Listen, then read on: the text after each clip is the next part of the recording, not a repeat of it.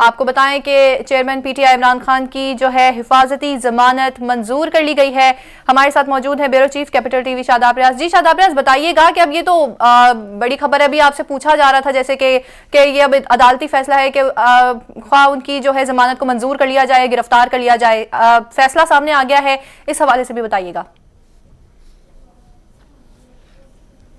के जमानत मंजूर हो जाएगी, इस तरह के केसेस के अंदर नॉर्मली मंजूर हो जाती है, लेकिन आपको पता है कि जैसे कैपिटल टीवी की पॉलिसी, हमारी पॉलिसी के जो चीज हो रही है उसके बाद ही उसको वो ऑन एयर किया जाए। लेकिन अब इस सिचुएशन के अंदर खान साहब की जमानत जो है अभी मंजूर कर ली गई है और हिफाजती जमानत जो है वो मंजूर की गई है, जिसके बाद उन्होंने चीफ जस्टिस अतर मिनल्ला ने कहा कि इमरान खान साहब को कि आपको पीर तक जो है वो हिफाजती जमानत देते हैं। अब आप ये देखें कि पीर तक उनकी हिफाजती जमानत मंजूर हुई है। आज बुध का रोज है, जुमेरात, जुम्मा, हफ्ता, ये 3 दिन इमरान खान साहब को जमानत मिली है और इस 3 दिन के अंदर इमरान खान साहब के लिए लाजिम है कि वो ट्रायल कोर्ट के अंदर पेश हों और अपने प्रॉपर मचल के जमा करवा के और वहां पर सरेंडर करें अदालत के सामने अपने आप को।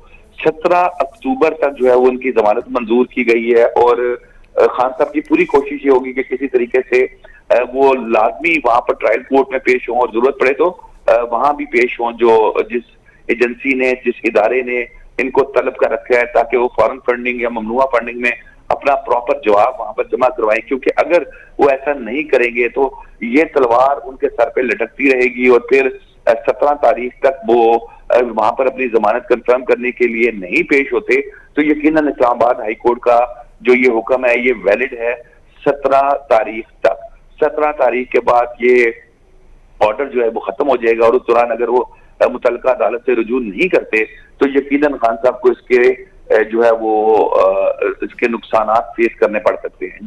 जी, इसके नुकसानात फेस करने पड़ सकते हैं। अभी जो अदालत में गुफ्तगू हुई है उस हवाले से भी शादाब साहब मैं आपको बताती हूँ, उसके बाद फिर मजीद इस बात पे कंटिन्यू करते हैं कि वफाक की जानिब से additional attorney general Munawwar Iqbal जो हैं अदालत में पेश हुए। नाजरीन आपको बताएं कि ये FIA का मुकदमा है तो स्पेशल कोर्ट इस केस में क्यों नहीं सुन रही। अदालत की जानिब से इस्तफसार किया गया कि मुझे मालूम नहीं है कि स्पेशल कोर्ट इस केस को क्यों नहीं सुन रही है। Additional attorney general Munawwar Iqbal की जानिब से कहा गया है कि हम इस केस को ज़ेर समाअत रखते हैं और हिफाजती जमानत देते हैं। अगर ये मामला हल नहीं होता तो हम आपकी दरख्वास्त को दोबारा सुनेंगे। अदालत की जानिब से इस्तफसार किया गया है। जी शादाब साहब, over to you.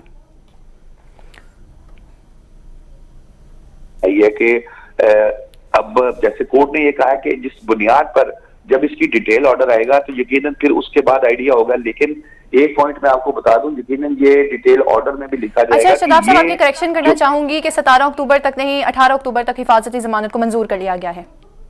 Ji sorry, 18 अक्टूबर तक। चलें कोई नहीं, एक दिन और दे देते हैं, कोई बात नहीं। तो अब इसमें इंपॉर्टेंट चीज ये है कि खान साहब ने जो वहां पर जो उनकी टीम ने स्टांस लिया, ये लिया कि जो नीचे के ट्रायल कोर्ट्स हैं वो उनका मौकिफ नहीं सुन रही, जिसपे डिप्टी अटॉर्नी जनरल ने, आपने जैसा बताया कि डिप्टी अटॉर्नी जनरल ने कहा कि उनके इल्म में नहीं है कि ये क्यों जो है वो नहीं सुन सकते। जिस पर उन्होंने कहा कि मुझे मालूम नहीं कि स्पेशल कोर्ट किसको इस केस को क्यों नहीं सुन रही, इस केस को ज़ेरे समाअत रखते हैं। यानी कि नॉर्मली जब आप प्रोटेक्टिव बेल के लिए या किसी जमानत के लिए आप केस अदालत से रुजू करते हैं तो अदालत उसको जब एक्सेप्ट करती है, मान लेती है कि भाई इनको प्रोटेक्टिव बेल दे दी जाए, तो उस सूरत के अंदर जो ये डिस्पोज ऑफ कर दी जाती है। यानी कि दरखास्त जो खान साहब ने की थी उनको रिलीज मिल गया, जिसके बाद इसको जो है वो इनको जो है वो डिस्पोज ऑफ कर दिया गया, यानी कि दरखास्त को खत्म कर दिया गया। अब खत्म करने की, लेकिन इस केस में दरखास्त को खत्म नहीं किया गया, उनकी जमानत उन्होंने मंजूर की है। केस में उन्होंने